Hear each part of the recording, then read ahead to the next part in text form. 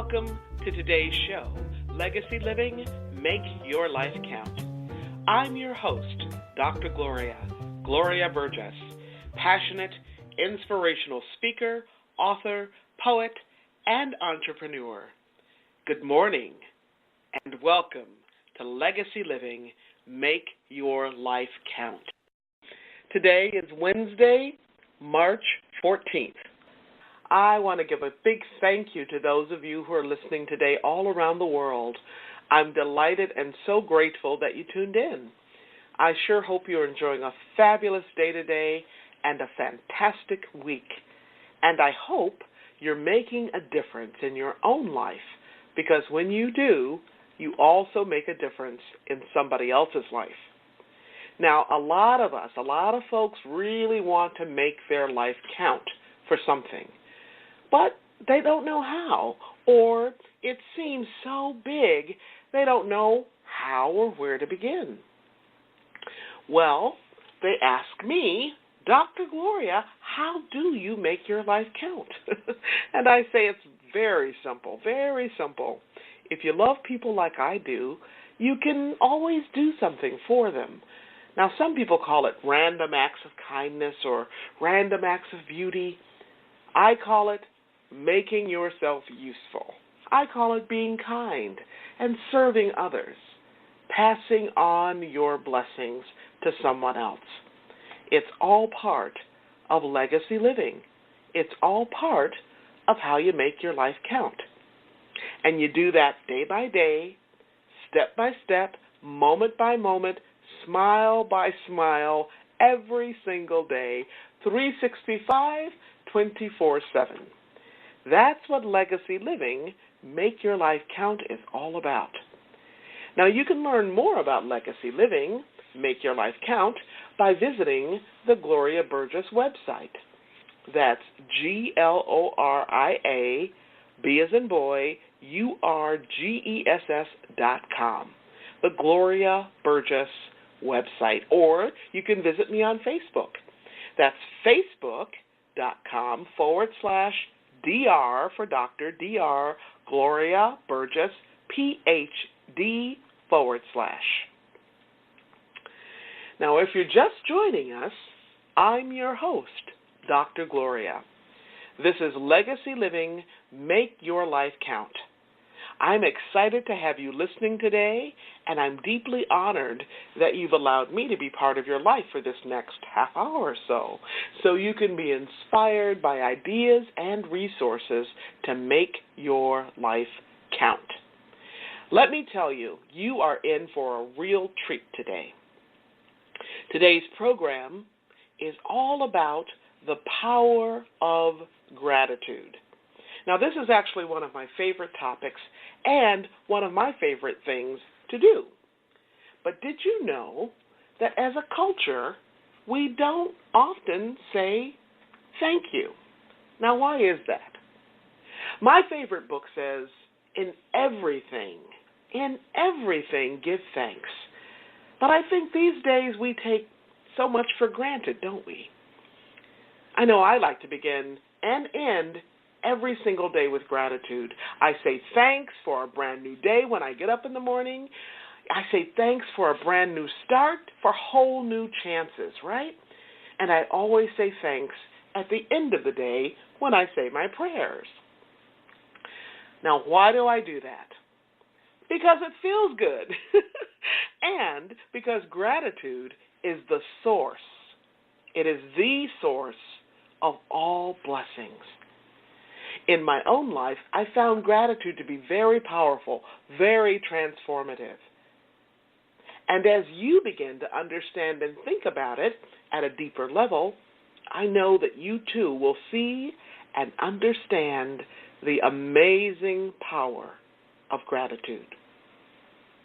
So today, I'm going to explore and to unpack the layers of gratitude, not only as something that we do, which is how we typically think about gratitude, but today I also want to explore gratitude as a way of being in the world, as a way of being and how we move through the world, right? Now, it's been said that when you move through the world with a sense of gratitude, you walk as if you are kissing the earth with your feet. Now that's pretty powerful, isn't it? Walking as if you are kissing the earth with your feet.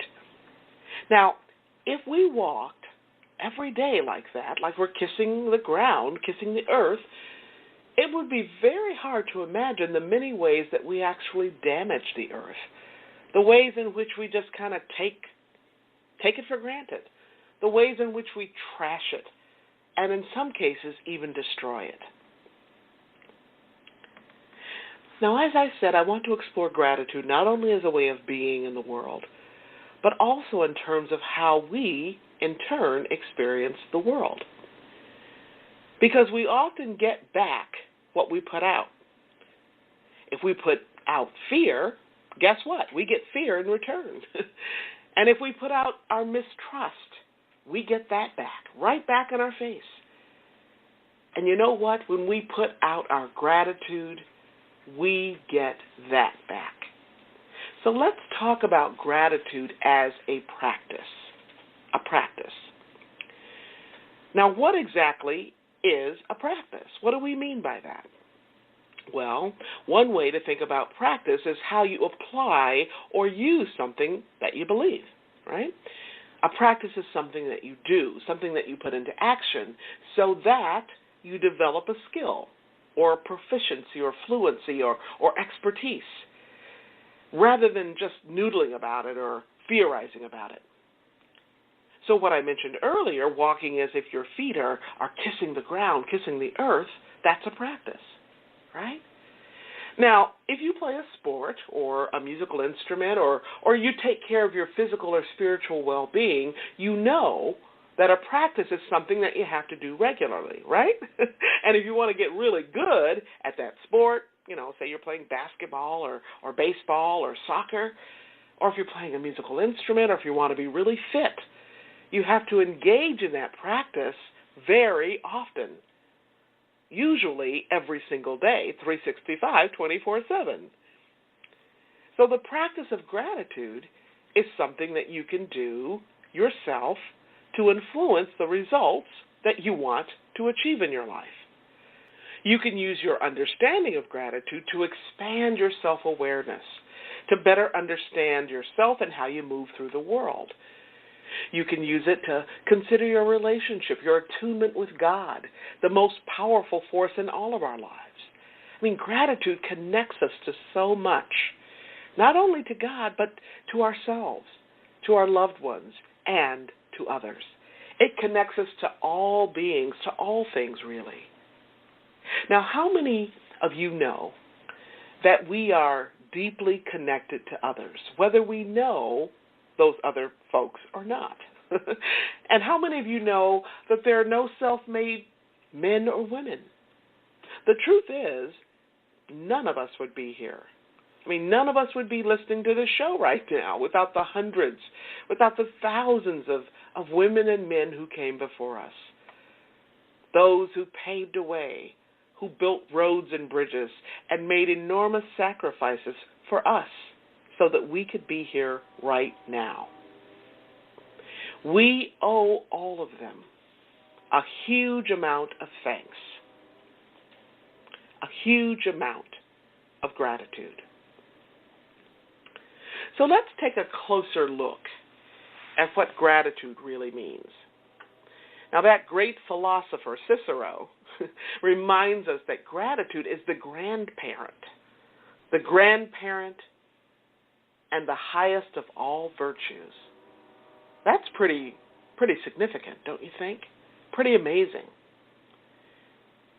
It's been said that gratitude is the act of one heart greeting another, each on its own terms.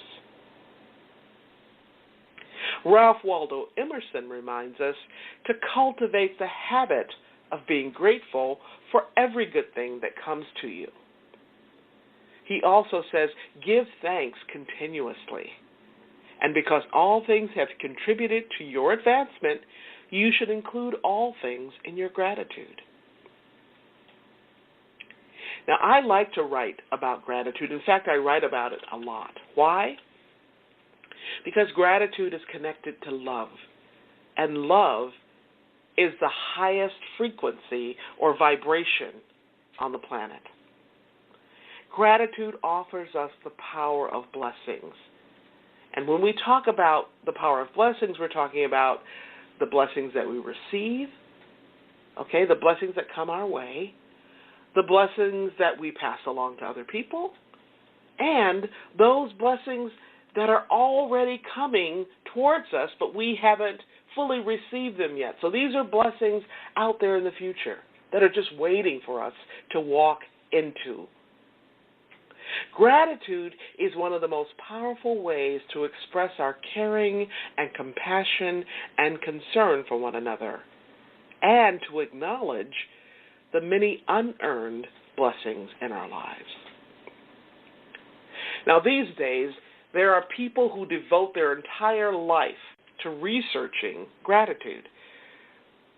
Most of them are looking into the scientific basis for gratitude.